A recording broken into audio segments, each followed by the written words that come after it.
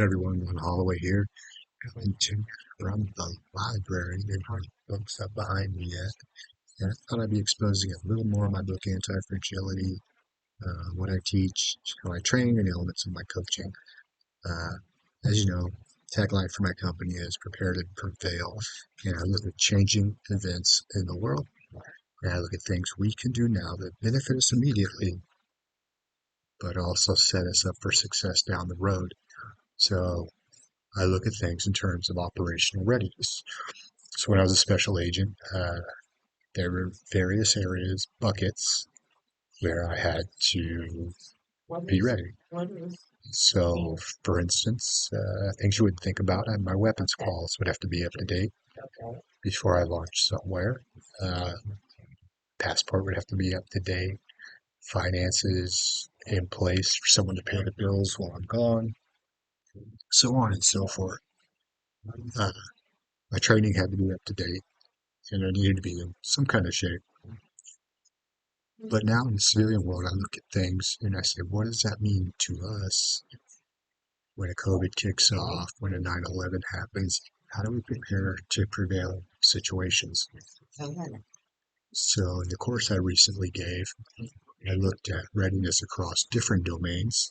So when there's material readiness, psychological readiness, physical readiness, social readiness, and financial readiness. These are all things we want going for us. And in this video, I'm going to talk a little bit about physical readiness, not a huge stud or anything. But the principle in my book is the mind and body are one.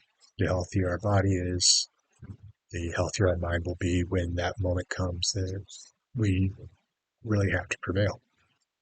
So I've set up my workout goals as such, working backwards, zombie apocalypse. What do I need to be able to do? So I might have to move long distances by foot.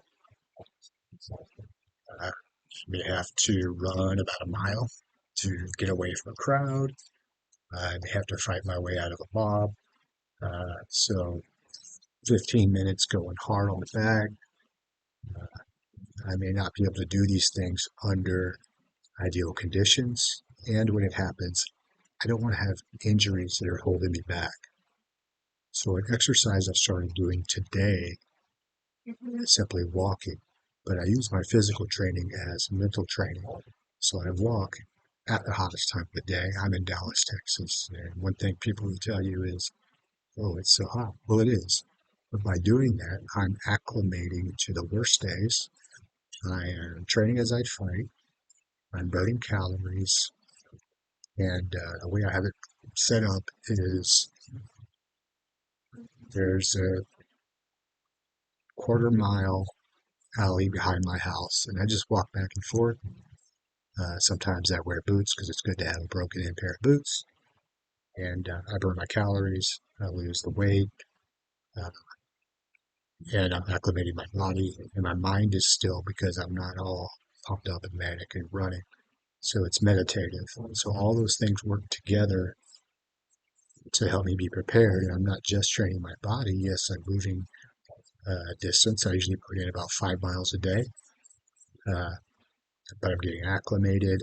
I'm rehydrating. I'm learning how to work under heat so that if it comes, it's just another day for me. And you could take this and apply this to lots of ways. But I gave you my workout goals by having these goals rather than goals such as how I look, whether or not I have a six pack, which really I don't want my body fat that low. How do I look for the girls? Doesn't matter. I'm married. But I want to be heroic on the day that I have to be heroic for my family. So this is one bucket of several where I maintain my operational readiness. Okay, guys, I hope that helped. I hope that helps you. I hope it gives you a little more motivation to stick with your workouts and something to explore. Also, check out my book, Anti-Fragility, 10 Principles for Life, Turning Crisis into Opportunity.